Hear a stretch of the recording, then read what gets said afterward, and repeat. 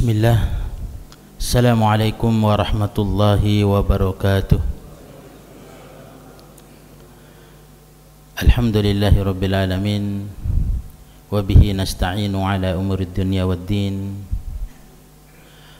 Wassalatu wassalamu ala habibina al-mustafa wa ala alihi wa sahbihi wa man nahaja binahjihi ila qiyamis sa'ah.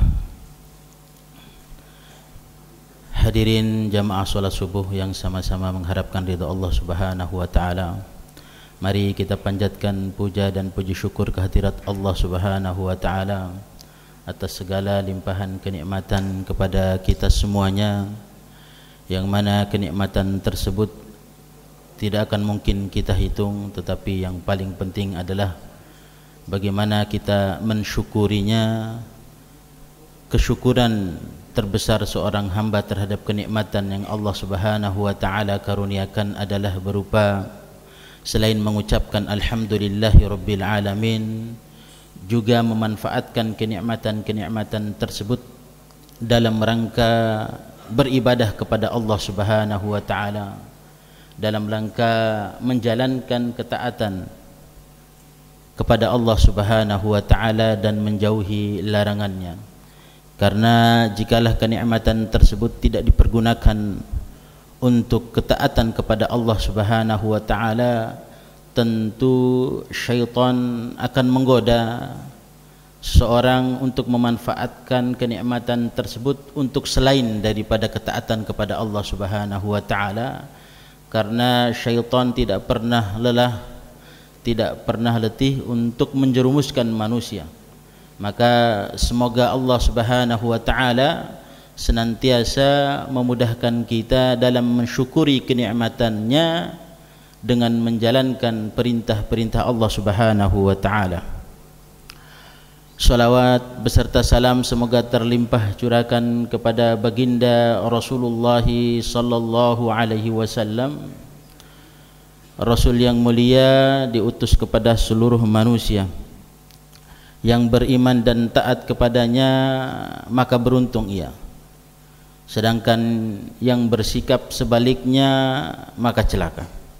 Semoga Allah Subhanahu wa taala memasukkan kita dalam golongan orang-orang yang mencintai Rasulullah sallallahu alaihi wasallam, mengikutinya, senantiasa bersolawat untuk Rasulullah sallallahu alaihi wasallam. Ada sebuah hadis di dalam Sunan Abu Daud, juga Sunan At-Tirmidzi dan dalam kitab-kitab yang lainnya, yang mana Rasulullah sallallahu alaihi wasallam memberikan kabar gembira kepada para sahabatnya dahulu. Maka dengan izin Allah juga pada hari ini kita sampaikan kabar gembira tersebut. Semoga hal tersebut memicu kita, memotivasi kita sehingga kita istiqamah di atas ibadah kepada Allah Subhanahu wa taala hingga datangnya husnul khatimah. Sebagaimana yang Allah Subhanahu wa taala firmankan, wa'bud rabbaka hatta ya'tiyakal yaqin. Sembahlah Allah Subhanahu wa taala, Rabbmu, hingga datang keyakinan. Para ulama sepakat keyakinan adalah kematian. Seluruh manusia pasti yakin datangnya akhir atau ajalnya. Adapun sabda Rasulullah sallallahu alaihi wasallam dari sahabat Buraidah Ibnu Husayb Al-Aslami, bahwa Rasulullah sallallahu alaihi wasallam bersabda, Bashiril musya'ina fil zalami ilal masajidi bin nurit tami yaumal qiyamah. Maka berikanlah kabar gembira kepada orang-orang al-musya'ina yang senantiasa bolak-balik berjalan, fil zalami, pada saat gelap, ilal masajidi, menuju masjid-masjid. Apa bentuk kabar gembiranya? Bin nurit tami, dengan cahaya yang sempurna. bin nurit tami, dengan cahaya yang sempurna, yaumal qiyamati, di hari kiamat. Jadi Rasulullah sallallahu alaihi wasallam memberikan kabar gembira pada saat itu kepada para sahabatnya, juga tentu untuk kita umatnya, yaitu kabar gembira berupa cahaya yang diberikan oleh Allah Subhanahu wa taala kepada hamba-hambanya yang bangun atau yang berangkat ke masjid dalam keadaan gelap. Tentu kita ketahui bersama, solat di waktu gelap itu setidaknya ada 3 solat: solat maghrib, solat isya, dan solat subuh. Maka siapa-siapa yang bersabar istiqamah bolak-balik ke masjidnya Allah Subhanahu wa taala dalam rangka melaksanakan solat tersebut, maka akan mendapatkan cahaya di hari kiamat. Hal ini senada dengan firman Allah Subhanahu wa taala di dalam surat Al-Hadid, yang mana Allah Subhanahu wa taala katakan, yauma taral mu'minina wal mu'minati yas'a nuruhum baina aydihim wa bi aymanihim busyrakumul yaum jannatun tajri min tahtihal anharu khalidina fiha. Pada hari itu kamu akan menyaksikan orang-orang yang beriman yang mana cahaya itu mengikuti mereka. Cahaya itu ada di hadapan mereka, ada di samping kanan mereka. Busyrakumul yaum, kabar gembira untuk kalian pada hari ini, kata Allah Subhanahu wa taala, berupa jannatun tajri min tahtihal anhar, yaitu sorga yang mengalir di bawahnya sungai-sungai. Kemudian kabar gembira ini juga melepaskan kita dari label kemunafikan, yang mana ada 2 solat yang sangat berat bagi orang-orang munafik, yang sudah kita ketahui semuanya tentang dalilnya, bahwa athqalus salati alal munafiqin, salat yang paling berat untuk orang-orang yang munafik adalah salat isya dan salat subuh. Maka pada hari itu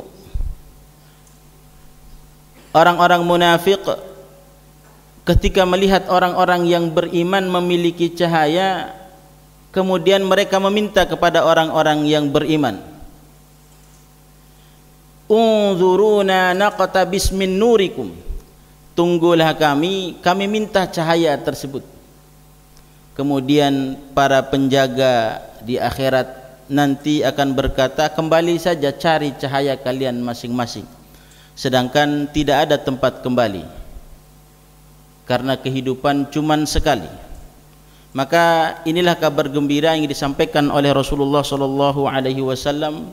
Semoga kita pun kembali mengingat itu dan kembali semangat, bertambah dan termotivasi, sehingga amalan-amalan berikutnya lebih baik lagi, lebih sempurna lagi, hingga datangnya keyakinan. Hadirin yang sama-sama mengharapkan ridha Allah Subhanahu wa taala, tema yang diberikan kepada kami adalah masalah kepemimpinan dalam perspektif Islam. Bapak-bapak dan ibu-ibu, di dalam Islam itu kepemimpinan itu adalah sebuah keniscayaan. Bahkan Al-Imam Al-Mawardi dalam kitabnya Ahkam As-Sultaniyah mengatakan kepemimpinan itu wajib ada. Wajib ada. Kepemimpinan itu harus ada. Kemudian beliau katakan, cuman para ulama berbeda pendapat apa yang mewajibkannya, apakah karena akal rasional manusia ataukah dalil. Beliau katakan demikian, kepemimpinan itu secara rasional wajib dan harus ada, karena orang yang berakal dan berpikir rasional tidak akan mau perkara-perkara dalam kehidupannya itu berantakan, tidak teratur, banyak masalah karena semua manusia menjagokan dirinya, yang kuat ingin menindas yang lemah tidak bisa apa-apa, sehingga kehidupan bermasyarakat amburadul. Maka perlu diadakan sebuah sistem yang dipimpin oleh siapa, yang mana kepemimpinan tersebut dijalankan dengan penuh rapi, dengan sistematis, sehingga kehidupan bermasyarakat, kehidupan berkelompok, kehidupan bersosial tersebut aman, damai dan sejahtera. Itu secara logikanya, kata Al-Imam Al-Mawardi. Kemudian secara syar'i kepemimpinan Islam banyak sekali dijelaskan oleh ayat. Salah satunya di dalam Al-Quran surat An-Nisa ayat 59 yang sudah kita ketahui bersama, ya ayyuhalladzina amanu ati'ullaha wa ati'ur rasula wa ulil amri minkum. Wahai orang-orang yang beriman, taatlah kepada Allah dan taatlah kepada Rasul, wa ulil amri minkum, dan orang-orang yang memegang perkara, yang mengurus perkara di antara kalian. Ayatnya menyebutkan ati'u, taat. Ati'u, taat. Maka makna dan maksudnya ada atasan yang perlu kita indahkan perintahnya, yang perlu kita dengarkan keputusannya, yang mana perintah dan keputusan itu tentu untuk kebaikan bersama, sehingga perjalanan kehidupan itu rapi, tentram. Kemudian dalam hadis Rasulullah sallallahu alaihi wasallam banyak sekali menjelaskan tentang kepemimpinan. Bahkan dalam skup yang paling kecil, Rasulullah sallallahu alaihi wasallam bersabda, "Idza kharaja thalathatun falyu'ammirukum ahadukum." Jikalah kalian melakukan safar, idza kharaja thalathatun fi safarin, jikalah sekelompok orang jumlahnya 3 orang keluar dalam rangka bersafar, falyu'ammirukum ahadukum, hendaklah salah satu dari 3 orang itu menjadi pemimpin. Maknanya skup yang kecil tersebut, jikalah skup paling kecil itu, secara logika permasalahannya pun akan semakin sedikit. Akan tetapi Rasulullah katakan, tetap pilihlah seorang pemimpin. Maka ini yang dikatakan oleh Al-Imam Al-Mawardi, wajibnya kepemimpinan di dalam Islam, di dalam kehidupan bermasyarakat. Maka kepemimpinan Islam dengan segala problematikanya tentulah berasaskan Islam. Apa sih tujuan Islam itu datang kepada manusia? Maka para ulama setelah mengkaji ayat-ayat Allah dan hadis-hadis Rasulullah sallallahu alaihi wasallam, maka Islam itu datang untuk menjaga 5 perkara ternyata, yang biasa disebut dengan maqasidus syariah. Maqasidus syariah.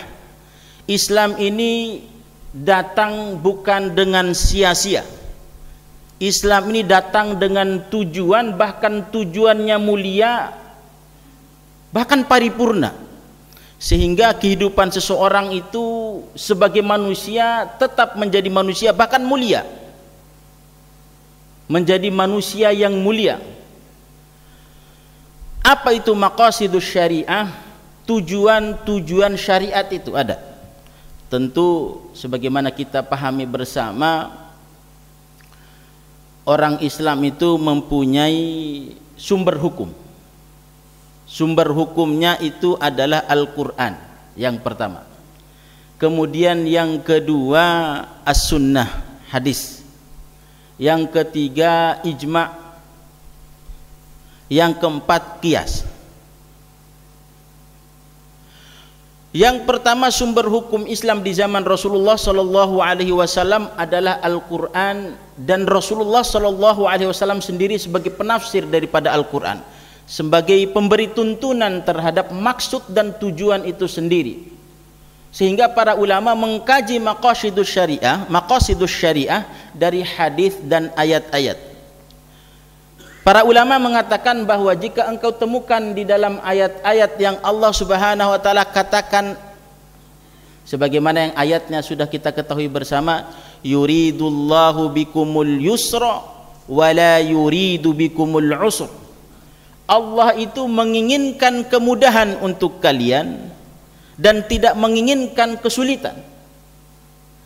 Begitupun Allah Subhanahu wa taala katakan, yuridullahu ay yukhaffifa ankum wa khuliqal insanu dha'ifa. Allah itu menginginkan kemudahan untuk kalian dan manusia itu memang diciptakan dalam keadaan dhaif. Jadi syariat Islam ini mudah. Kemudian Allah Subhanahu wa taala mengatakan, wala taqtulu anfusakum innallaha bikum rahima. Janganlah kalian membunuh diri kalian, karena Allah Subhanahu wa taala Sang Maha kasih sayang kepada kalian. Wala taqrabuz zina, janganlah mendekati zina. Innahu kana fahisyatan wa maqta wa sa'a sabila, karena itu adalah perbuatan fahsya. Wala ta'kulu malal yatimi illa billati hiya ahsan, jangan memakan harta anak yatim kecuali dengan cara-cara yang baik. Begitupun firman Allah Subhanahu wa taala, as-sariqu was-sariqatu faqta'u aydiyahuma jazaa'an bima kasaba nakalam minallah. Adapun pencuri laki-laki dan pencuri perempuan itu, maka potonglah tangannya sebagai balasan daripada Allah Subhanahu wa taala. Ayat-ayat demikian ataupun yang semisal dengan ayat-ayat yang terbaca tadi menunjukkan maksud daripada syariat ini turun kepada manusia, sehingga para ulama menyimpulkan maqasidus syariah ada 5. Yang pertama, hifdzuddin, menjaga agama, menjaga praktek ibadah, menjaga syariat ini sehingga tetap berlangsung, sehingga tetap terlaksana. Orang-orang yang menyembah Allah Subhanahu wa taala tetap menyembahnya dalam keadaan aman dan damai. Wa ma khalaqtul jinna wal insa illa liya'budun. Tidaklah aku ciptakan jin dan manusia kecuali untuk beribadah. Manusia diciptakan, Al-Quran diturunkan sebagai petunjuk sehingga manusia beribadah kepada Allah Subhanahu wa taala dengan baik dan benar. Yang pertama, hifdzuddin, menjaga agama ini. Kemudian yang kedua, hifdzun nafsi, menjaga jiwa, menjaga nyawa. Jangan sampai umat manusia nyawanya gampang sekali dihilangkan. Yang kuat gampang sekali menghilangkan nyawa yang lemah. Maka Islam datang untuk melarang hal tersebut, menjaga nyawa tersebut. Tidak sembarangan nyawa itu ditumpahkan. Bahkan di berbagai hadis dikatakan nyawa orang yang beriman itu lebih mahal daripada dunia dan isinya. Bahkan dalam mazhab Hanafi dikatakan barang siapa dari kalangan muslim yang melakukan pembunuhan dengan sengaja kepada orang non muslim, maka ia dikisos, bunuh dibalas bunuh. Saking mahalnya nyawa, bukan hanya nyawa orang-orang yang beriman, tetapi orang-orang yang tidak beriman pun tidak boleh ditumpahkan nyawanya. Menjaga nyawa, syariat ini datang untuk menjaga jiwa, nyawa, sehingga tetap mempunyai hak dasar untuk hidup. Kemudian yang ketiga, menjaga akal. Syariat ini datang untuk menjaga akal manusia sehingga tetap berpikir rasional, bertindak rasional, tidak bertindak semena-mena. Sehingga Al-Quran melarang manusia untuk meminum minuman khamr, karena itu bisa menghilangkan kesadaran. Ketika kesadaran itu hilang, manusia tidak mampu berpikir secara baik dan benar. innamal khamru wal maisiru wal ansabu wal azlamu rijsun min amali syaitan. Hanya saja khamar itu adalah najis dan itu adalah perbuatan syaitan. Khamar membuat manusia kehilangan akal, kehilangan berpikir, sehingga ia nantinya akan membuat kerusakan, tidak mampu lagi menciptakan kedamaian.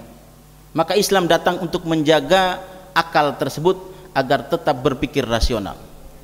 Yang selanjutnya adalah hifdzul mal. Islam datang untuk menjaga harta. Jangan sampai orang gampang sekali mengambil harta orang lain dengan cara paksa, cara yang zalim, atau jangan sampai ada manusia yang mengambil harta orang lain dengan cara tersembunyi, menipu dan lain sebagainya. Maka Islam datang memberikan petunjuk agar supaya seseorang mendapatkan harta dengan cara yang baik dan halal, halalan thayyiba. Kemudian yang selanjutnya adalah menjaga keturunan. Islam itu datang agar kehidupan manusia ini berkelangsungan. Jangan sampai manusia itu punah. Jangan sampai manusia itu tidak memiliki penerus. Bahkan Rasulullah SAW menasihati kaum umatnya agar supaya menikahi wanita penyayang yang punya potensi, punya putra dan putri yang cukup, sehingga Islam ini diwariskan kepada anak turunannya. Ini adalah tujuan daripada syariat itu datang. Maka sistem dan kepemimpinan Islam adalah kepemimpinan yang mampu menghadirkan, kepemimpinan yang mampu mewartakan, menampilkan maqasidus syariah ini. Maka ayat-ayat banyak menyebutkan tentang kepemimpinan, hadis-hadis banyak menyebutkan tentang kepemimpinan, sehingga kepemimpinan Islam itu lahir dengan baik dan benar, lahir kepemimpinan yang adil. Maka banyak sekali hadis-hadis Rasulullah SAW yang menjelaskan masalah-masalah yang punya potensi menjadi kepemimpinan yang tidak mampu melaksanakan maqasidus syariah tersebut. Rasulullah SAW bersabda dalam sebuah hadis dari sahabat Abu Hurairah radhiyallahu anhu. Rasulullah SAW bersabda, "Idza duyyi'atil amanah fantadhiris sa'ah." Jika amanah itu dilalaikan, jika amanah itu tidak dijaga, maka tunggulah hari kiamat.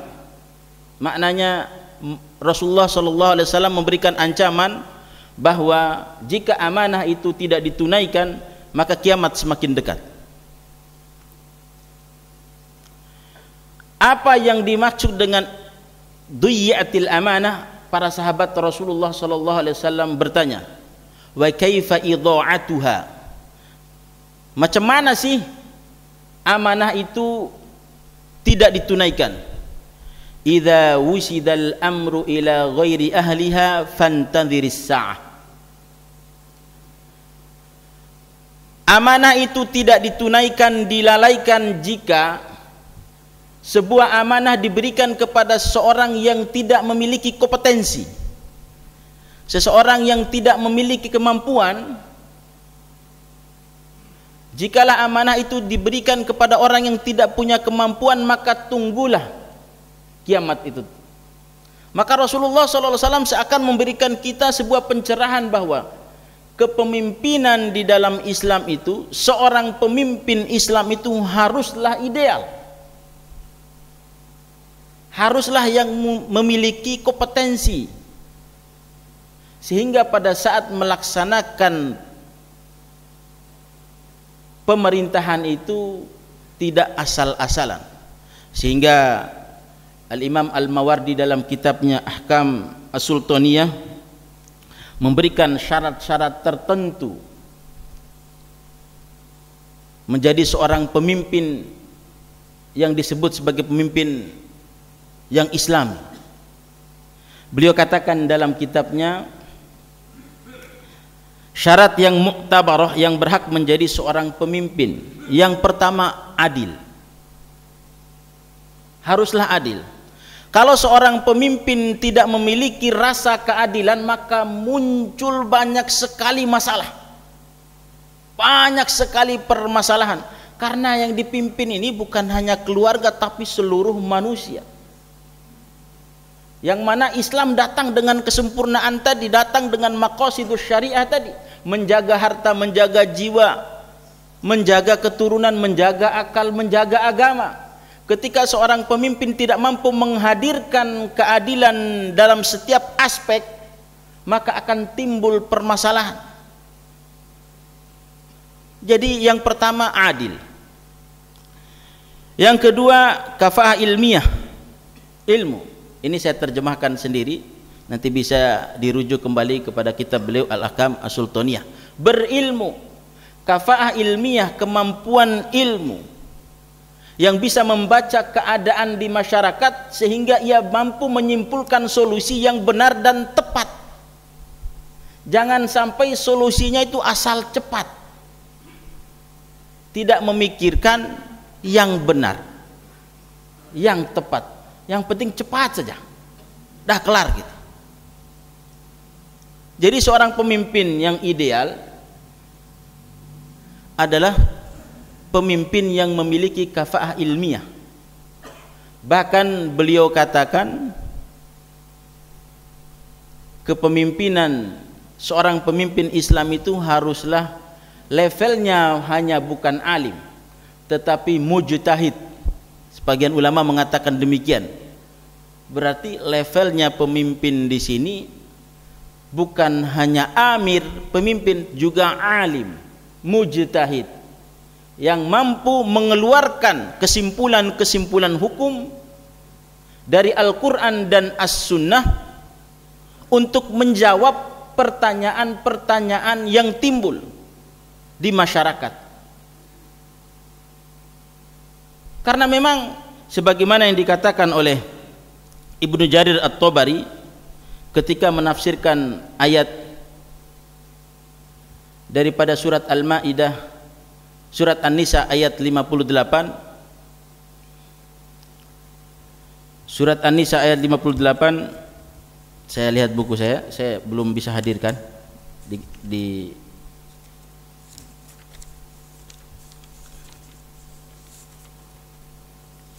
Innallaha ya'murukum an tu'addul amanati ila ahliha wa idza hakamtum bainan nasi an tahkumu bil 'adl.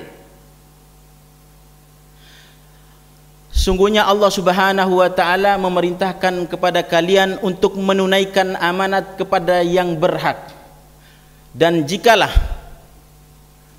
kalian berhukum, kalian memutuskan, putuskanlah dengan penuh keadilan. Ibnu Jarir At-Tabari mengatakan dalam tafsirnya, haqqun 'alal imami ay yahkuma bima anzalallah wa ay yu'addiyal amanah. Sebuah keharusan bagi seorang imam untuk memutuskan perkara itu sebagaimana yang Allah Subhanahu wa taala turunkan, karena Al-Qur'an ini berbicara tentang keadilan. Maka putuskan perkara-perkara itu dengan asas keadilan. Jangan sampai memutuskan perkara-perkara tersebut berdasarkan kepentingan-kepentingan golongan, berdasarkan kemauan-kemauan syahwati,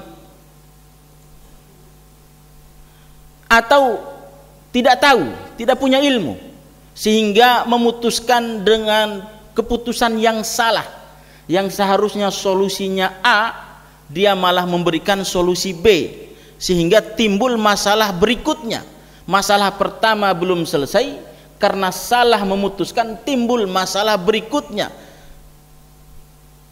dan jika memutuskan selanjutnya akan timbul kesalahan yang terus menerus nanti. Bahkan Rasulullah SAW memberikan ultimatum kepada kita. Rasulullah SAW bersabda, al-qudatu thalathatun, qadi, hakim, pemimpin, orang-orang yang memiliki kekuasaan dan mampu memutuskan, itu ada 3 macam. 2 di neraka, 1 di surga. Qadiyani fin nari wa qadin fil jannah. Bayangkan. Yang pertama, seorang imam memutuskan perkara, dia alima, dia tahu itu perkara, dia tahu solusinya, wa qadha bi khilafih, tapi dia memutuskan perkara tersebut sebaliknya, yang seharusnya A dia putuskan B, dan dia tahu itu solusinya A, tapi dia putuskan B karena entah apa tujuannya, entah kepentingan pribadi, entah syahwatnya dan lain sebagainya, maka dia di neraka. Kemudian yang kedua, seorang pemimpin yang jahil, tidak punya kemampuan, tidak punya kafaah ilmiah, kemudian ia memutuskan perkara dan salah, finnar, di neraka.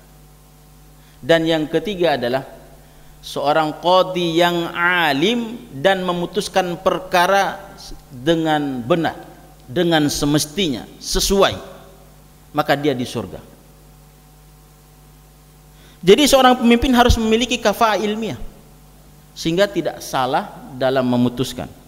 Yang ketiga, kata Imam Al-Mawardi, seorang pemimpin yang ideal itu, yang mampu menjalankan maqasidus syariah, menyebarkan keadilan dan kesejahteraan di atas muka bumi, adalah seorang pemimpin yang sehat panca inderanya, sehingga kesehatan tersebut memudahkan ia dalam beraktivitas berkaitan dengan kepemimpinannya. Harus sehat, kata beliau. Kemudian yang keempat, anggota badannya sehat, tidak cacat, kata beliau. Yang kelima, ra'yun sahih, dalam kitabnya disebut dengan ar-ra'yu as-sahih.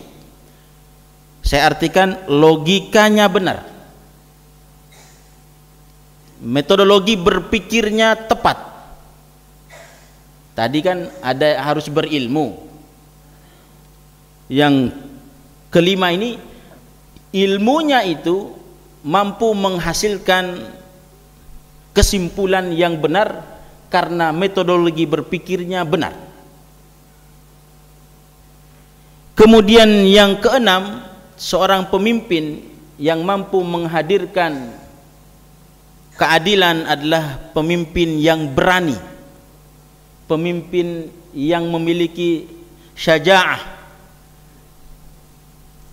Al-Imam Al-Mawardi menyebutkan dengan lafaz begini dalam kitabnya, lihimayatil baydah, lihimayatil baydah, keberaniannya itu untuk menjaga baydah. Para ulama mengartikan al-baydah itu al-bilad, negara, negeri.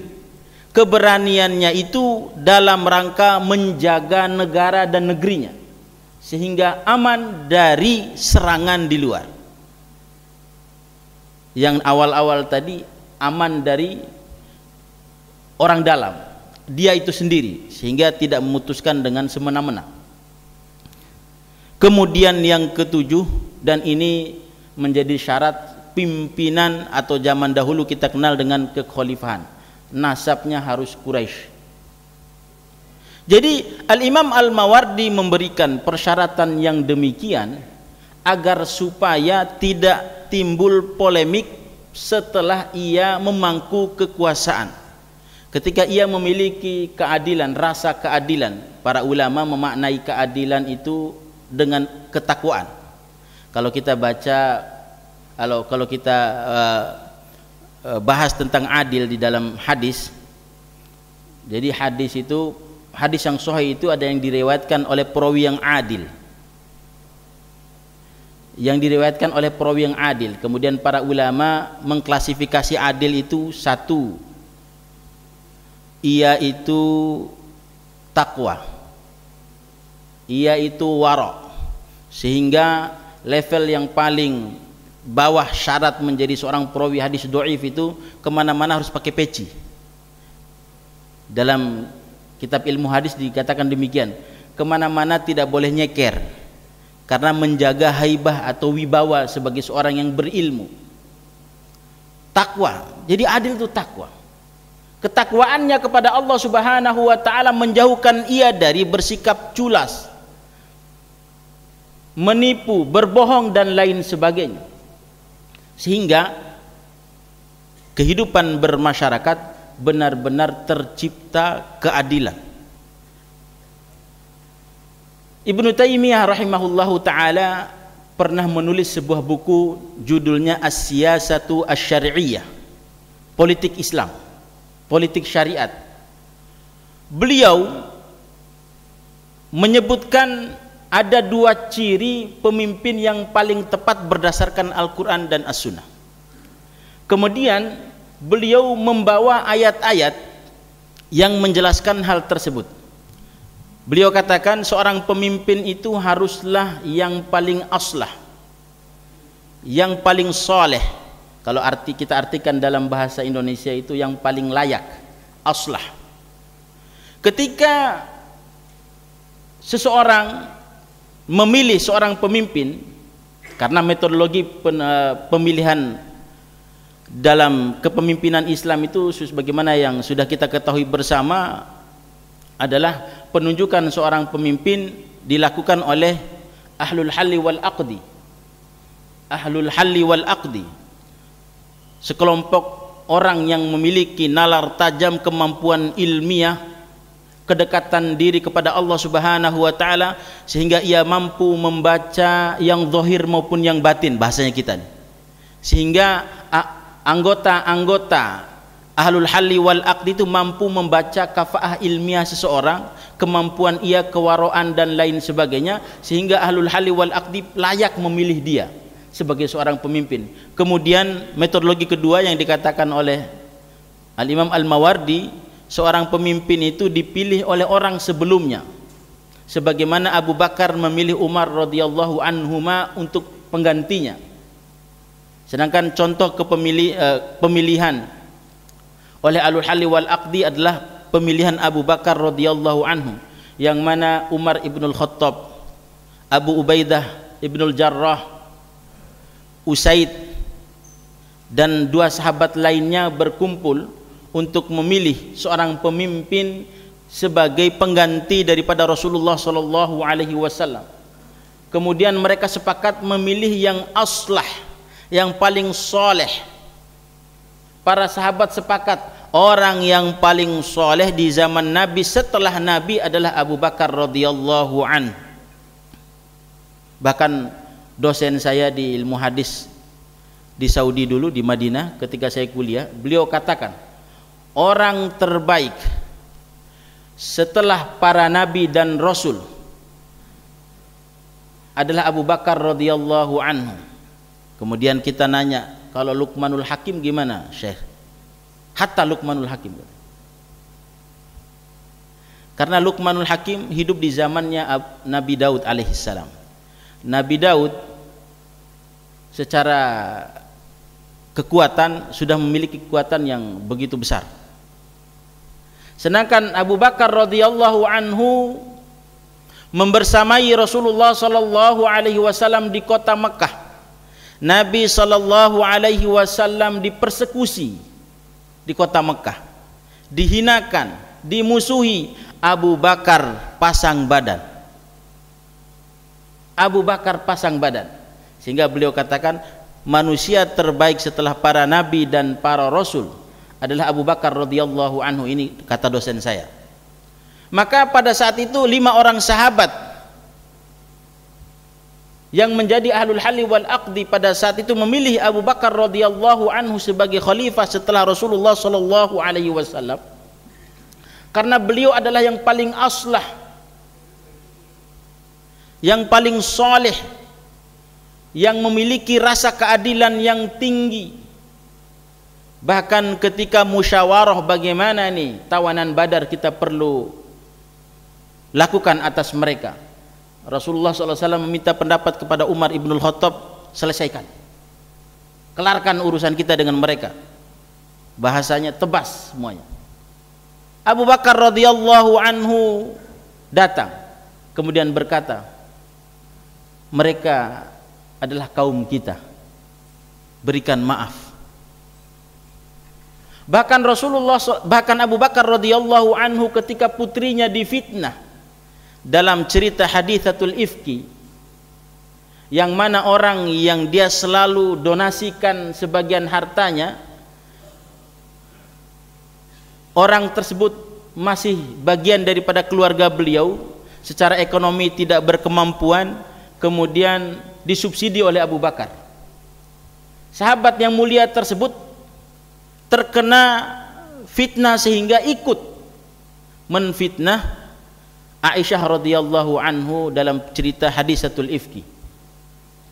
Abu Bakar bersumpah, demi Allah aku akan putus subsidi tersebut. Kemudian Allah Subhanahu wa taala turunkan ayat dalam surat An-Nur, wala ya'talul fadli. Kemudian tidakkah engkau mau memaafkan, wal ya'fu wal yasfahu, maafkanlah. Kemudian Abu Bakar mengatakan, aku maafkan dan aku lanjutkan, bahkan aku tambah subsidi kepada orang tersebut. Maka para sahabat ahlul halli wal aqdi pada saat itu memilih Abu Bakar sebagai yang paling aslah, yang paling soleh, yang paling layak sebagai pemimpin setelah Rasulullah sallallahu alaihi wasallam. Maka seorang pemimpin di dalam Islam, agar tidak menimbulkan masalah, haruslah yang dipilih itu adalah yang paling aslah. Ini kata Ibnu Taimiyah rahimallahu taala dalam kitabnya As-Siyasatus Syar'iyyah, perpolitikan syar'i. Pilihlah pemimpin yang paling aslah. Kemudian yang kedua, pilihlah pemimpin yang paling al-amthalu fal-amthal, cocok, yang paling cocok. Ketika kalian memilih pemimpin yang mengurus masjid, maka pilihlah yang paling cocok. Ketika kalian memilih pemimpin yang menjadi panglima perang, maka pilihlah yang cocok. Ketika kalian memilih pemimpin dalam urusan zakat, maka pilihlah yang paling cocok. Jadi yang pertama itu yang aslah, yang paling soleh, yang paling layak. Jadi kepemimpinan Islam layaknya itu yang paling takwa lah. Yang paling layak adalah yang paling takwa. Karena ketakwaan itu akan menghadirkan keadilan. Karena kewaroannya akan menghadirkan keadilan di masyarakat. Maka yang kedua adalah memilih yang paling cocok terhadap apa yang akan dipimpinnya nanti. Maka ada sebuah kesimpulan dari para ulama yang kami dengar dari guru-guru kami tentang kepemimpinan pada saat itu.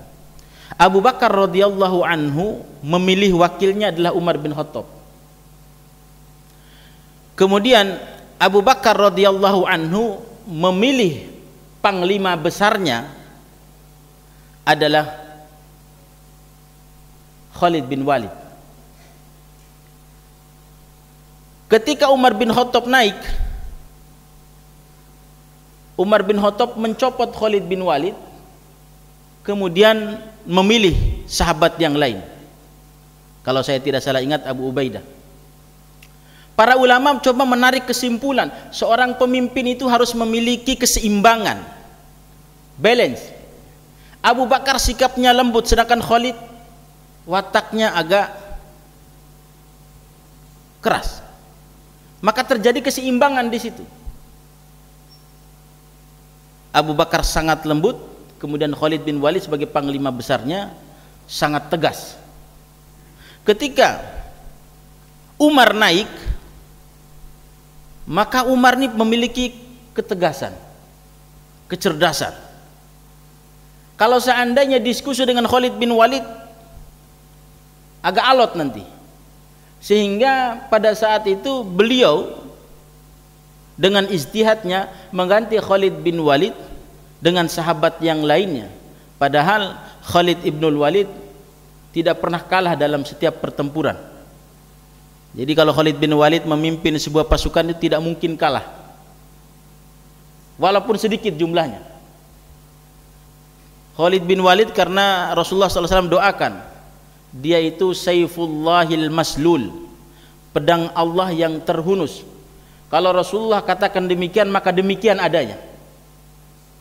Kalau Rasulullah katakan Khalid bin Walid itu sebagai pedang Allah yang terhunus, maka pedang Allah tidak mungkin patah dalam pertempuran. Maknanya Khalid ibnul Walid tidak akan mungkin wafat di pertempuran. Khalid bin Walid tidak mungkin kalah dalam pertempuran, karena ia telah dinubuatkan oleh Rasulullah SAW adalah pedang Allah yang terhunus. Maknanya beliau tidak akan mungkin syahid di pertempuran, dan beliau tidak akan mungkin kalah, dan sejarah telah mencatatnya beliau tidak pernah kalah walaupun jumlah pasukannya lebih sedikit. Akan tetapi ketika Umar memegang tumpuk kekhalifahan, beliau copot jabatan tersebut demi keseimbangan. Cocok. Jadi cocok nggak cocok. Kalau kepemimpinan tidak cocok, nanti imbasnya rakyatnya. Hari ini keputusannya A, besok wakilnya datang B, enggak, bukan A. Rakyatnya jadi korban. Jalan raya ini pakai, pokoknya semennya pakai 4 roda. Datang ini semennya harus tonasi gitu. Akhirnya yang bawah yang bingung. Maka kepemimpinan, kata Ibnu Taimiyah tadi, katakan al-amsal, yang paling cocok, yang paling tepat. Para ulama tadi mengambil kisah Umar ibn Khattab dengan Khalid bin Walid, Abu Bakar dengan Khalid bin Walid. Abu Bakar punya ketenangan, Khalid bin Walid punya ketegasan, balance. Tegas dan tenang itu senjata yang paling ampuh dalam pertempuran. Kemudian Khalid bin Walid punya Umar bin Khattab punya ketegasan, yang sebagai pengganti Khalid punya ketenangan, balance lagi. Sehingga pada saat Umar bin Khattab memegang kekhalifahan, Islam menyebar ke 2/3 dunia, baik melalui peperangan atau melalui diskusi.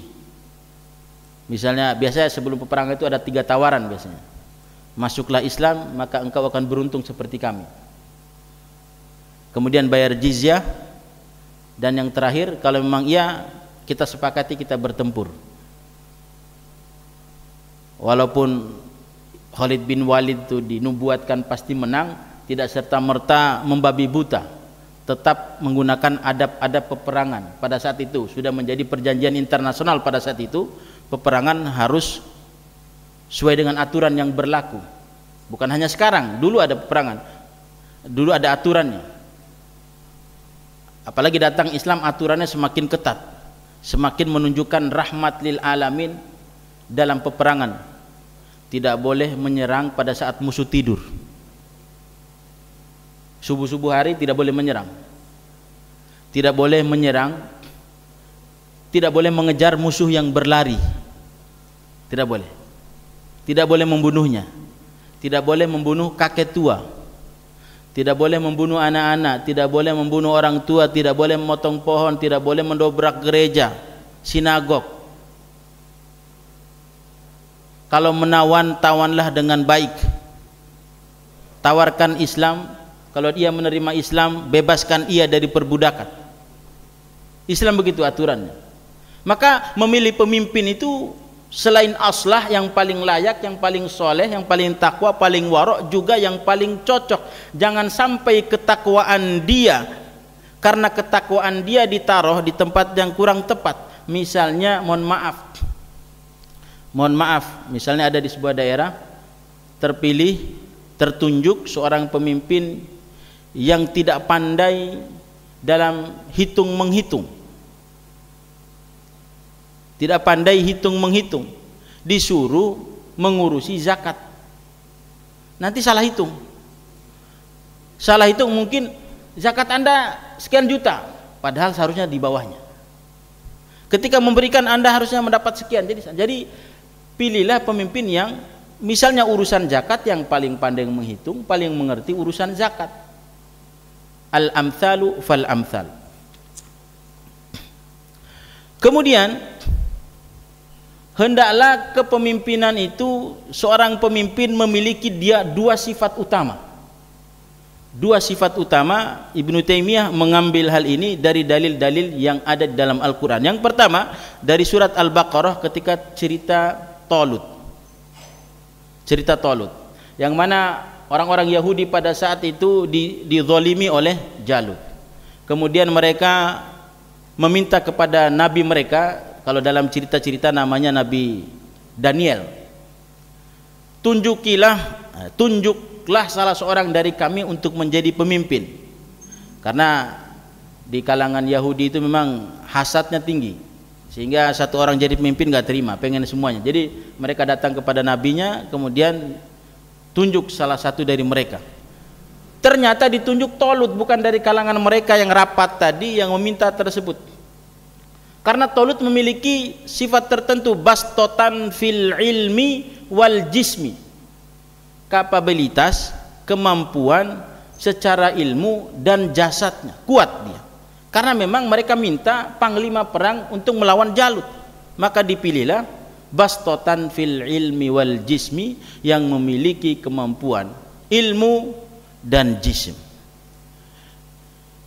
Jadi dua sifat utama, ilmu dan kekuatan. Jism ini adalah kekuatan maksudnya, memiliki ilmu dan kekuatan. Tidak jauh berbeda dengan syarat yang diajukan oleh Al-Imam Al-Mawardi dalam kitabnya tadi. Kemudian yang kedua, Ibnu Taimiyah mengatakan ketika Nabi Musa alaihi salam sampai di kota Madian, beliau menyaksikan dua wanita yang berdiri menjauh daripada orang-orang yang sedang memberikan minuman kepada ternaknya. Ketika Nabi Musa alaihi salam bertanya kepada mereka berdua, kenapa kalian menyendiri di sini? Kami akan memberi minum ternak kami, akan tetapi karena kami wanita, menunggu dulu para pria itu selesai, kami baru ke sana. Kemudian Nabi Musa alaihissalam menawarkan bantuan kepada mereka, dan Nabi Musa alaihissalam menimba air untuk mereka berdua. Kemudian setelah wanita itu pulang ke rumahnya, kemudian mengabarkan kepada ayahnya perihal yang telah terjadi. Kemudian salah seorang putrinya memberikan saran, wahai ayahku,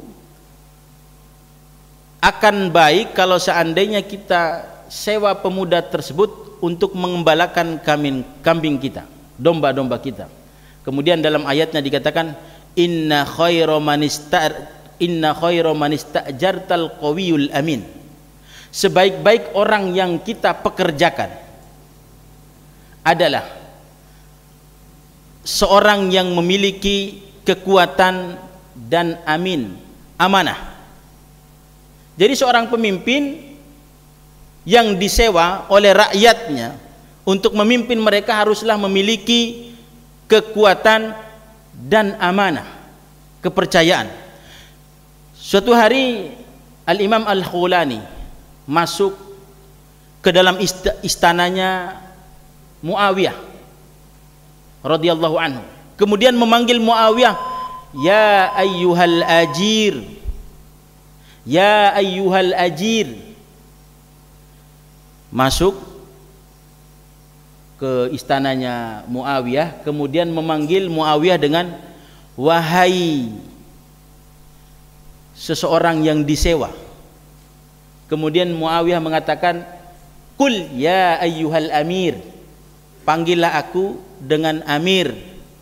Tetap Abu Sa'id Al-Khulani mengatakan, ya ayyuhal ajir, wahai Muawiyah yang disewa oleh rakyatnya. Sampai dua kali. Qul ya ayyuhal amir, katakan panggil aku dengan wahai amir. Sekali lagi Abu Sa'id Al-Khawlani mengatakan, ya ayyuhal ajir, wahai orang yang disewa. Kemudian Muawiyah berkata, Al-Imam Al-Khawlani lebih tahu maksudnya daripada aku. Karena memang beliau menggunakan istilah Al-Quran, orang yang berhak mengangon, kalau bahasa Jawanya itu, orang yang berhak menjaga, menjadi pemimpin yang merawat rakyatnya adalah orang yang memiliki kemampuan al-qawi, kekuatan, kemudian al-amin, terpercaya, amanah, sehingga rakyatnya adil, rakyatnya merasakan keadilan, kesejahteraan dan keamanan, tidak timbul fitnah, tidak timbul ketidakadilan, konflik dan lain sebagainya sebagai hasil daripada ketidakpuasan terhadap ketidakadilan. Maka seorang pemimpin di dalam Islam haruslah mampu menerjemahkan maqasidus syariah di dalam kehidupan bermasyarakat, sehingga jalan hidupnya manusia itu sesuai dengan yang Allah Subhanahu wa taala inginkan. Allah Subhanahu wa taala menginginkan agama ini tetap ada dan orang-orang tetap beribadah kepada Allah Subhanahu wa taala, menginginkan manusia itu hidup, memiliki hak dasar hidup, tidak boleh disakiti, tidak boleh dihilangkan semena-mena nyawanya, karena Islam menginginkan kehidupan. Bahkan dikatakan dalam surat Al-Maidah, barang siapa memberikan kehidupan kepada orang, maksudnya adalah menyelamatkan seseorang, seakan-akan ia menyelamatkan seluruh dunia, seluruh manusia. Barang siapa yang menghilangkan nyawa seseorang, seakan-akan ia menghilangkan nyawa seluruh dunia. Bahkan dalam surat At-Taubah dikatakan, jika datang seseorang yang meminta jaminan keamanan kepadamu, orang kafir lari dari peperangan, kemudian datang kepada seseorang, ia mengatakan, berikan aku jaminan keamanan. Maka jika diberikan oleh orang tersebut, maka seorang khalifah tidak boleh mengeksekusinya, saking mahalnya nyawa seseorang. Ada seorang sahabat namanya Abul As. Ketika itu dia menjadi tawanan di perang Badar. Dia kabur malam-malam. Dia kabur dan berlari ke seorang sahabiah putri Nabi SAW, Zainab, dan meminta keamanan kepada Zainab. Kebetulan beliau berdua itu suami istri, cuman suaminya masih musyrik, sedangkan putri Nabi sudah Islam dan hijrah. Ketika kabur pada malam itu, dia meminta keamanan kepada istrinya Zainab. Ketika para sahabat mencarinya, kemudian Zainab berkata, ia sudah masuk ke rumahku dan telah meminta keamanan kepadaku, maka aku jamin keamanannya dengan nyawaku. Begitu Islam memandang sebuah nyawa, sangat mahal, bahkan kepada nyawa orang-orang yang bukan Islam. Maka seorang kepemimpinan, sekali lagi kita katakan, mampu menerjemahkan maqasidus syariah dalam kehidupan bermasyarakat, sehingga tercipta keamanan dan keadilan. Masyarakat hidup dalam kesejahteraan, dan insya Allah akan mendapatkan rahmat dari Allah Subhanahu wa taala, menjadi baldatun thayyibatun wa rabbun ghafur. Tadi sudah bunyi tanda ini, kira-kira selesai atau belum? Sudah ya. Demikian yang bisa kami sampaikan, banyak salahnya kami mohon maaf. Semoga Allah Subhanahu wa taala mengampuni kami dan kita semuanya, amin ya rabbal alamin. Demikian dari kami. Jika nanti ada pertanyaan, kalau saya bisa saya jawab, kalau tidak bisa seperti biasa menjadi PR. Dan para ustadz bukan kayak Google, jadi kadang sudah lupa atau tidak mampu menghadirkan secara cepat, sehingga mohon dianggap wajar gitu. Demikian. Kalau kita asal bicara lebih bahaya lagi nanti kan.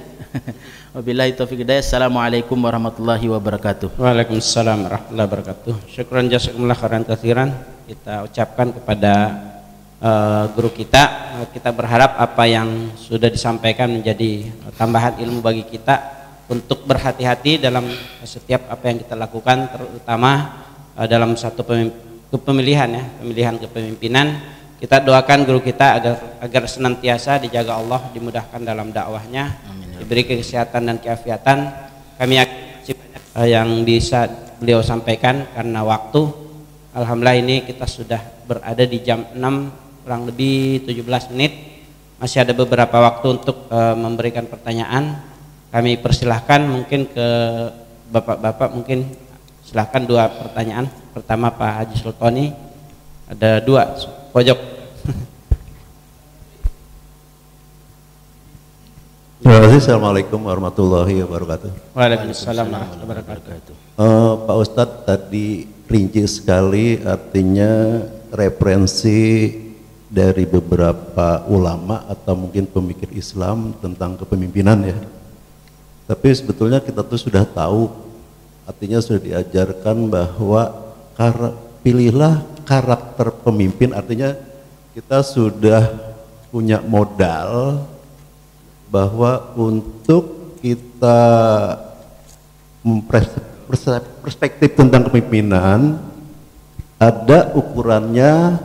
Kalau gampangnya itu kita singkat dengan staff itu ya, sidik, kemudian T-nya tablik, kemudian A-nya amanah, F-nya patonah gitu ya. Nah dari yang disampaikan itu saya sih menilai memang ada kaitannya dengan yang staff itu ya. Tapi di situ Ustadz tadi banyak menekankan tentang keadilan gitu ya, tentang keadilan. Nah di sini apakah memang itu ada antara staff yang saya sampaikan itu dengan Ustadz yang tadi jabarkan, karena secara eksplisit saya belum dapat gitu ya, karena rinci sekali gitu ya. Terus yang kedua, bahwa model yang kita anut, artinya yang diajarkan oleh para ustadz atau ulama adalah model kerajaan pada zaman Nabi dan mungkin kekhalifahan dan model pemerintahan pada kerajaan-kerajaan. Sedangkan kita sekarang yang ada itu adalah di pemerintahan yang sifatnya demokrasi gitu ya, dipilih. Padahal kita tahu bahwa tiap kita itu adalah pemimpin. Tiap pemimpin adalah akan diminta pertanggungjawabannya kelak ya. Nah, kalau kita memilih pemimpin, katakanlah pemimpin yang ulil amri, kemudian tidak staf tadi gitu ya, malah ya bau-bau zolim gitu ya. Nah, itu kita akan dimintain nggak tanggung jawab di kelak kemudian gitu ya. Itu aja Pak Ustadz. Terima kasih. Assalamualaikum warahmatullahi wabarakatuh. Salam Pak Basri.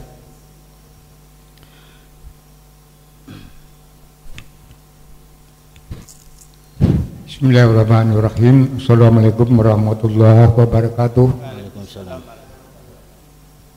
Yang saya tanyakan di sini Ustaz mengenai keluarga Pak Ustaz. Ini ada keluarga yang jadi pemimpinnya itu istrinya, bukan bapak. Padahal dalam akad nikah itu sebagai pemimpinnya adalah bapak atau suami. Sekarang yang saya tanyakan, bagaimana keberkahan dan kebahagiaan hidup keluarga tersebut untuk selanjutnya Pak Ustaz. Terima kasih. Assalamualaikum warahmatullahi wabarakatuh. Waalaikumsalam. Mungkin sementara 2 penanya dulu, kalau kita lihat ada waktu, karena batasan waktu ya, guru kita juga pastinya ada yang lain. Kalau mumpuni waktunya insya Allah kita bisa lanjut. Tafadhol Ustaz. Taib. Pertanyaan susah-susah ini ya. Nanti semoga Allah mudahkan. Pertanyaan pertama, apa korelasi antara staf dengan keadilan yang kita sampaikan tadi? Apakah ada korelasinya? Begitu Pak Haji? Ya. Jadi staf itu, kalau saya salah nanti dikoreksi, sidik, tabligh, amanah, dan fatonah. Ini yang menjadi ciri khas kepemimpinan Rasulullah SAW. Sidik, jujur, apa yang disampaikan itu benar. Kemudian tabligh, yang turun dari Allah Subhanahu wa taala kepada beliau disampaikan semuanya. Kemudian amanah, Rasulullah SAW adalah manusia yang paling amanah dalam hal menyampaikan syariat ini amanah. Pada saat itu ada seorang bertanya, "I'dil ya Muhammad," atau "Ittaqillah ya Muhammad," takutlah atau berbuat adillah wahai Muhammad. Kemudian Nabi SAW bersabda, "Siapa lagi yang paling takwa dan paling adil selain aku?" Kemudian yang terakhir fatonah. Fatonah itu artinya kalau tidak salah kecerdasan. Kecerdasan faton. Faton itu ketelitian dan lain sebagainya. Apa korelasinya dengan keadilan?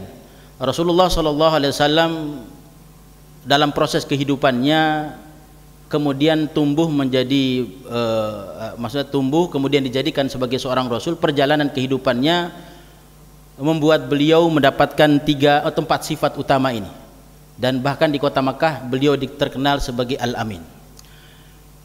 Apa yang disampaikan oleh Rasulullah SAW dengan 4 sifat ini sebenarnya tujuannya adalah agar tersebar di umat manusia di dunia ini rahmatan lil alamin, rahmat untuk seluruh alam. Islam ini datang dengan keadilan, karena Islam ini bukan hanya berbicara tentang ibadah hablum minallah, tetapi juga berbicara tentang hablum minannas, kehidupan bermasyarakat. Kehidupan bermasyarakat itu potensi konfliknya tinggi sekali, sehingga ketika Rasulullah datang sebagai penyelesai masalah, maka Rasulullah SAW menyelesaikan masalah dengan penuh keadilan. Bahkan hal itu diikuti oleh Ali bin Abi Thalib radhiyallahu anhu. Ketika itu beliau melakukan perjalanan di malam hari, kemudian tamengnya terjatuh, kemudian dicuri oleh orang Yahudi miskin. Ketika di pasar beliau melihat tameng itu dijual di pasar, dan pada saat itu orang Yahudi sedang menjualnya. Kemudian Ali radhiyallahu anhu mengklaimnya bahwa itu milik dia. Yahudi mengatakan, "Bagaimana Anda mengatakan milik Anda sedangkan ini sedang ada di tangan saya? Klaim Anda haruslah berdasar memiliki bukti." Akhirnya mereka berdua datang ke hakim. Berdasarkan bukti yang ada, seorang hakim beristihad, Ali bin Abi Thalib tidak punya hak atas tameng tersebut. Ali bin Abi Thalib hanya mensifati tamengnya begini-begini dan ini milik saya. Mana saksinya? Alat bukti dan saksi, kalau tidak salah begitu ya kalau di pengadilan. Akhirnya hakim memutuskan bahwa tameng tersebut milik Yahudi. Akhirnya Ali bin Abi Thalib adalah murid Rasulullah SAW sekaligus menantunya, menerima keputusan itu karena memang Rasulullah katakan pembuktian itu harus ada saksi, harus ada bukti. Kalau hanya ini maka tidak cukup. Nabi SAW sebagai penyelesai masalah, Allah Subhanahu wa taala berfirman, "Ya ayyuhalladzina amanu atiullaha wa atiur rasul wa ulil amri minkum fa in tanaza'tum fi syai'in farudduhu ila Allahi wa rasulih." Jika kamu berselisih, bersilang pendapat terhadap sesuatu, maka kembalikan kepada Allah dan Rasulnya. Ini ayat disebutkan setelah ayat yang menyebutkan keadilan. Ayat sebelumnya sebagaimana yang kita baca di awal tadi, antahkumu bainan nasi bil adl, berikan selesaikan permasalahan, berilah hukum kepada antar manusia itu dengan penuh keadilan. Ayat berikutnya mengatakan, jika kalian berselisih pendapat maka kembalikan kepada Allah dan Rasulnya. Maknanya Pak Rasul itu menyelesaikan masalah dengan penuh keadilan. Lewat apa? Lewat 4 hal tadi. Sidik, yang beliau jujur akan menyelesaikan masalah. Tabligh, apa yang Allah katakan dalam Al-Quran, wa kunu ma'as siddiqin, jadilah kamu bersama orang-orang yang jujur. Beliau sampaikan, balighu anni walau ayah. Rasulullah SAW sampaikan kepada umatnya, beliau nasihatkan, sampaikan dariku walaupun 1 ayat. Beliau tidak menyembunyikan apapun. Bahkan Ibnu Abbas mengatakan tidak ada yang tidak dijelaskan oleh Rasulullah SAW. Bahkan burung yang berterbang di atas langit saya sudah dijelaskan oleh Rasulullah SAW tentang ilmunya. Jadi kapabilitas Rasulullah SAW sebagai seorang manusia, juga sebagai seorang nabi dan rasul adalah untuk menyebarkan rahmatan lil alamin di atas muka bumi ini. Rahmatan lil alamin tidak mungkin tercapai jika tidak ada keadilan di atas muka bumi ini. Kemudian mungkin kurang jawabannya, mohon dimaklumi. Itu yang hadir di pikiran saya. Kemudian yang kedua, pemilihan di zaman Nabi, sistem pemerintahan di zaman Nabi itu sistem nubuah, sistem Nabi. Nabi itu dipilih oleh Allah Subhanahu wa taala langsung. Allah juga menurunkan undang-undangnya melalui Al-Qur'an. Nabi sallallahu alaihi wasallam dijadikan sebagai manusia yang suci, manusia yang maksum, sehingga keluar dari lisannya yang benar-benar saja. Wan najmi idza hawa ma dhalla sahibukum wa ma ghawa wa ma yantiqu anil hawa. Rasulullah itu tidak berbicara berdasarkan hawa nafsu. In huwa illa wahyu yuha. Maka yang keluar itu hanya wahyu daripada Allah Subhanahu wa taala. Kemudian setelah itu sistem kekhalifahan. Khalifah ala minhajin nubuwah. Minhajin nubuwah maksudnya sesuai dengan metode Nabi sallallahu alaihi wasallam. Karena Nabi sallallahu alaihi wasallam telah mengisyaratkan bahwa 4 orang ini akan menjadi khalifah. Bahkan abdu alaiha bin nawajid, peganglah mereka itu, peganglah apa yang disampaikan oleh mereka itu walaupun dengan gigi geraham kalian, karena mereka itu hulafaur rasyidin al mahdiyyin, hulafa yang mendapatkan petunjuk dari Allah Subhanahu wa taala. Kemudian setelah itu sistem kerajaan turun temurun, seorang Muawiyah memilih anaknya Yazid menjadi amir berikut, menjadi khalifah berikutnya. Kemudian kesini hingga pada akhirnya kita menggunakan sistem yang kita istilahkan dengan sistem demokrasi, kemudian berdasarkan Pancasila. Hadirin yang sama-sama mengharapkan ridha Allah Subhanahu wa taala, sistem demokrasi dianut oleh seluruh dunia. Sebagian besar dunia pada hari ini menganut sistem demokrasi. Amerika menganut sistem demokrasi. Negara-negara lain juga menganut sistem demokrasi. Ada konsekuensi jika menggunakan sistem demokrasi dalam sistem kepemerintahan, harus ada pemilihan dan lain sebagainya. Akan tapi yang menarik dengan sistemnya kita di Indonesia adalah asasnya Pancasila, yang mana Pancasila ini manifestasi dari pemikiran para ulama, beristimbat daripada ayat-ayat Al-Quran.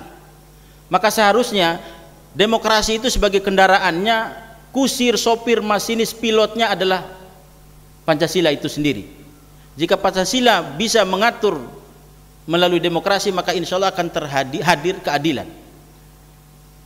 Akan tetapi jika pembuat aturan itu tidak mengindahkan nilai-nilai Pancasila di dalam RUU-nya, undang-undangnya, maka akan muncul ketidakadilan. Karena Pancasila kan 1, 2, 3 keadilan di dalamnya.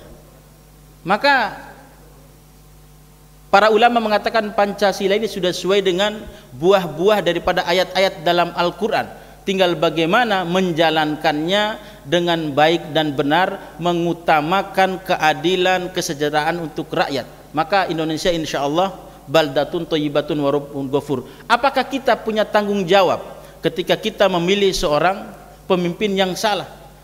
Al-Quran mengatakan pilihlah orang yang terbaik, al-qawi wa al-amin.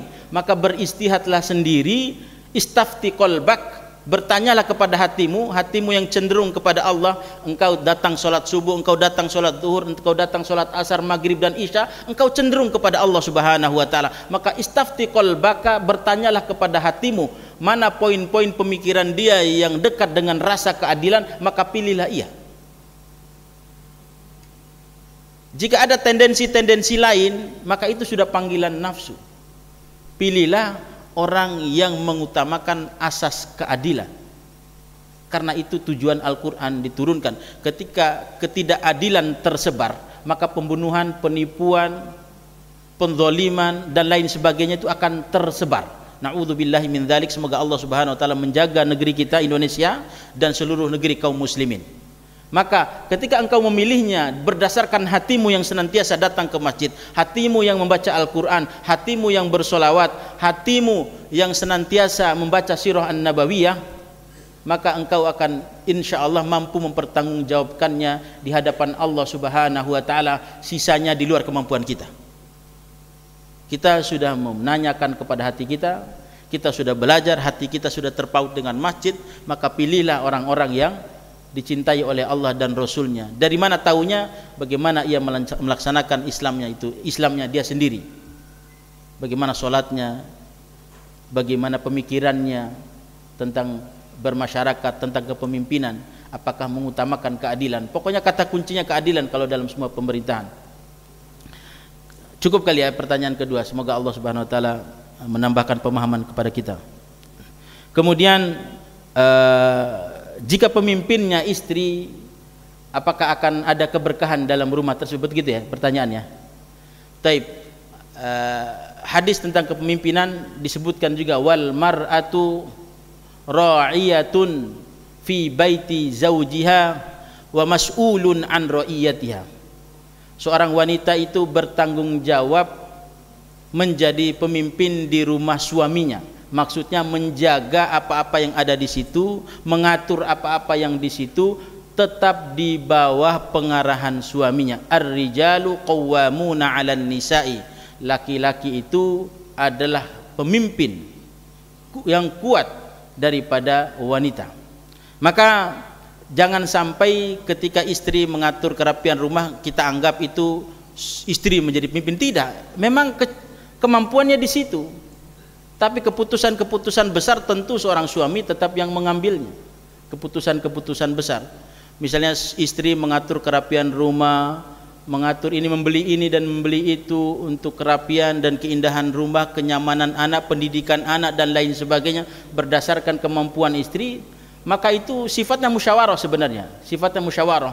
Maka seorang suami harus mampu menghandle usulan-usulan dari sang istri sehingga ia tetap memiliki kendali. Jika usulan istri itu yang terbaik, kita harus berani mengalah. Ya memang yang terbaik. Kadang kita kan alim terhadap sebuah masalah, jahil dalam masalah yang lainnya. Tapi tetap kita adalah orang yang paling kuat, orang yang tenang secara kejiwaan. Laki-laki itu lebih tenang, lebih kuat daripada wanita.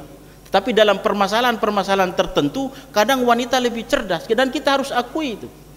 Kita harus akui wanita-wanita cerdas dalam beberapa hal, dan itu sudah menjadi pengetahuan umum dari kita.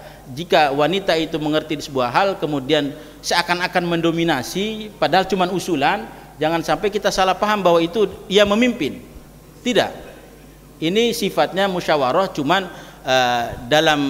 dalam diskusi, dalam kehidupan berumah tangga tentu komunikasinya lebih bebas dibanding diskusi yang formal. Jadi kita harus membaca juga suasana. Tetapi jika melebihi daripada itu, maka suami harus mampu menjadi penanggung jawab utama. Ia yang mencari maisha, ia yang memutuskan perkara-perkara yang besar, ia yang menjadi wali dalam pernikahan anaknya, pernikahan putrinya dan lain sebagainya. Dan itu adalah wallahu alam bisawab bagian daripada makna ar-rijalu qawwamuna 'alan nisa.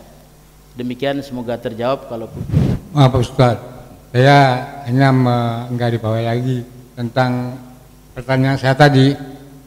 Yang di sini maksud saya, yang memimpin itu maksudnya yang membiayai hidup rumah tangga, istri, bukan suami. Bagaimana keberkahan hidup rumah tangga tersebut, Ustaz? Bukan mengatur barang-barang yang penyusun itu, Ustaz, maaf. Tapi mengenai biaya hidup keluarga itu istri yang mencari, Ustaz, bukan suami. Terima kasih. Assalamualaikum. Jika pertanyaannya demikian, maka itu ada ujian daripada Allah Subhanahu wa taala.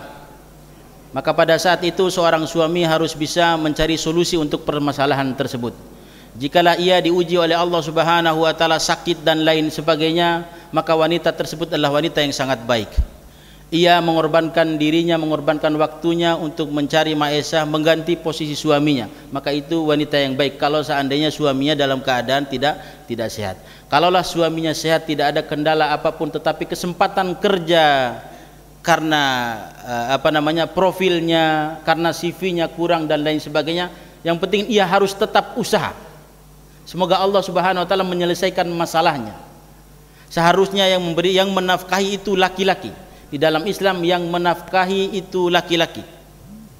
Kemudian wanita, jika ia bekerja, maka dibolehkan dalam Islam wanita itu bekerja dengan memenuhi syarat-syarat seperti menjaga ifahnya, menjaga dirinya dan lain sebagainya. Jangan sampai kholwat dan lain sebagainya. Diperbolehkan untuk bekerja dalam Islam wanita. Maka pada saat itu jika pertanyaannya demikian maka itu adalah ujian. Maka bagaimana ia mengambil alih hal tersebut? Ia kembali istrinya menjadi ratu di rumahnya. Ia menjadi panglima di luar sana mencari maisha, mencari kafaah, sehingga mampu membiayai kebutuhan keluarga, kebutuhan sekolah dan lain sebagainya. Jika sudah terjadi, apakah dosa bagi wanita tersebut? Maka jawabannya, jika suaminya tidak mampu secara fisik, maka berpahala bagi istri tersebut. Maka itu dimasukkan dalam bab sedekah.